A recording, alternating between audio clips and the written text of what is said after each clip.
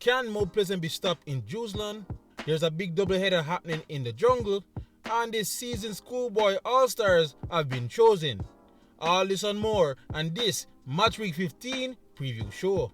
Yes, people, welcome back to JPL Fan. I hope you all enjoy your Christmas, but the JPL has one more gift for you before 2025. 7 games this Sunday, and we will begin with another Portmore derby. Dunbeholden versus Racing United.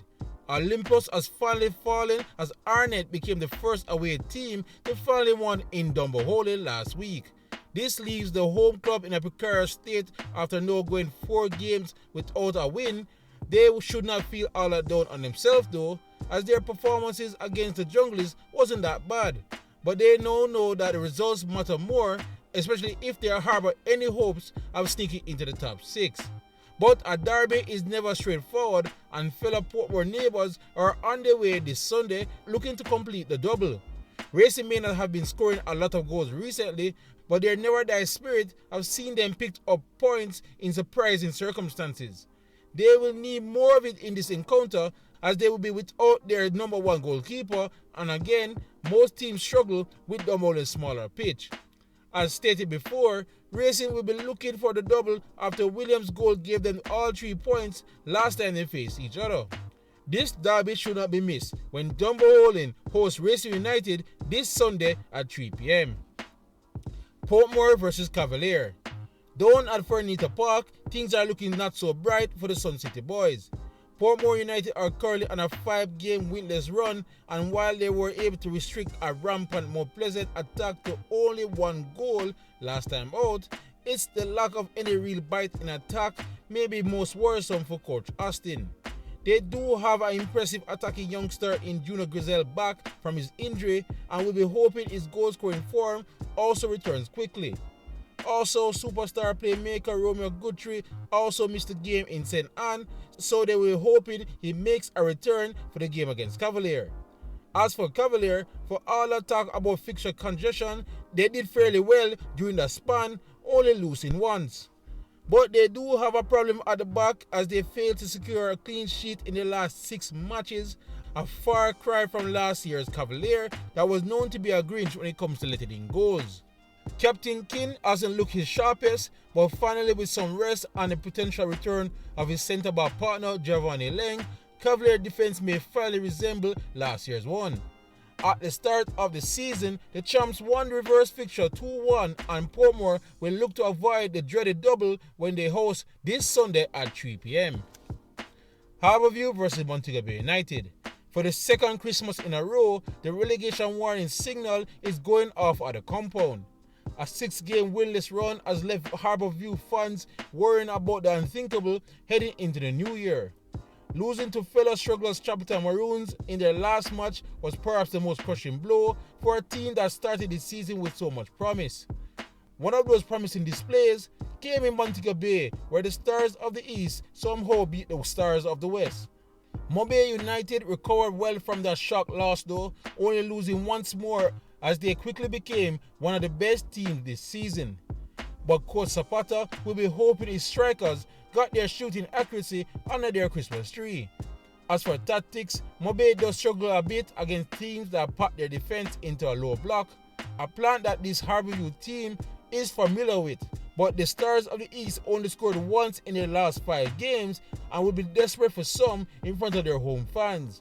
This may play into the hands of Sabata and his men, but we all will have to wait until this Sunday when Harbour hosts Montego Bay United at the compound. Vere versus Molynes United.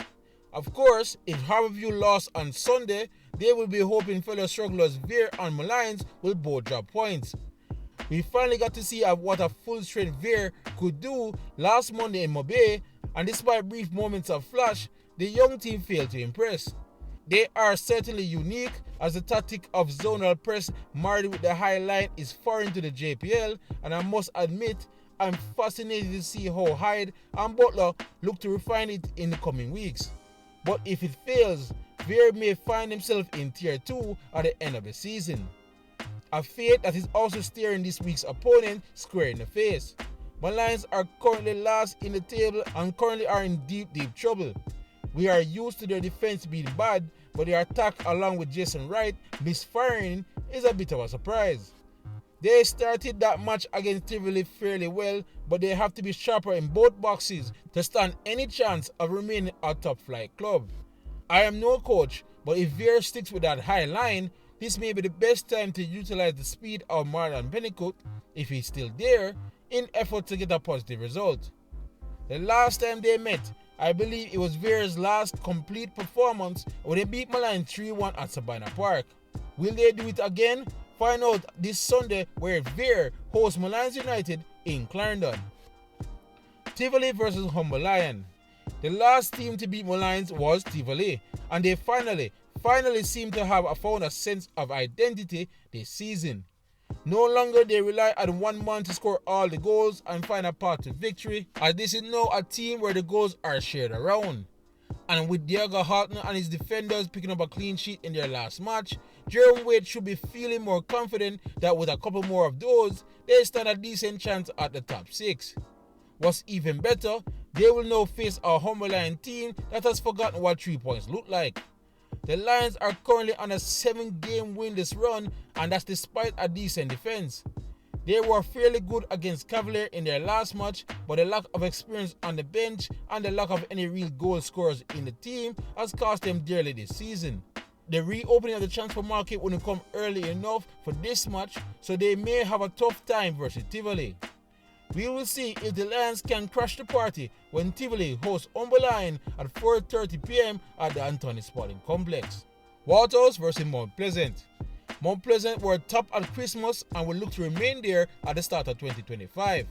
The league's highest scorers were held to only 1 goal at home in their last match with Portmore, and maybe they discovered the formula how to do so. Mount Pleasant's attackers were roughed up a bit in that game, with Portmore fouling often to break up their flow. But I am sure Coach Tapper is not perturbed and will be quick to tell you that was a one-off and his team will be ready this weekend. They will need to be, as playing Waterhouse in Jerusalem is never easy, especially since Firehouse only lost once there all season. But Waterhouse form also hasn't been buttery smooth, with they only managing 1 win in their last 5 games, including a tame draw against a 10-man Racing United team. I am still not sure if the Bygrave-Brian Strike partnership is really working, but this squad is so talented they are managing to get by. But they will need a complete team display to beat Mount Pleasant with the form they are currently in. Perhaps they will hold the visitors to another goalless draw, like from their last match earlier this season.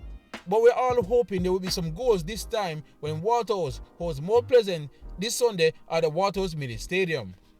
Arnett versus Chapelton Maroons.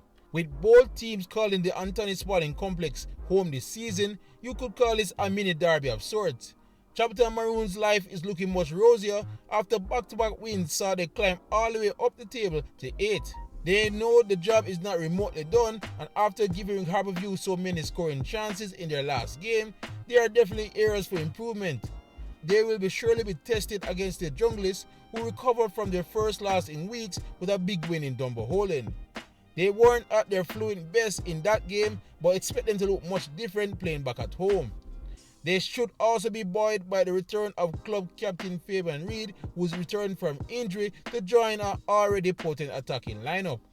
But there is hope for the Maroons, as they remain one of the few teams this season to take points from Arnett with a 1-1 draw in their last match. It should be a cracker for this Sunday night when Arnett Guns host Chapelton Maroons at 7 p.m. in the jungle. Alright, that's it for match week 15, but before my predictions, a little bit of local news. Players from Money Cup winners Kingston College and the Costa Cup champions Gary Maceo have dominated the selection and the respective postseason All-Star teams, according to a release from ISA. Here are the names of the All-Stars chosen on the screen.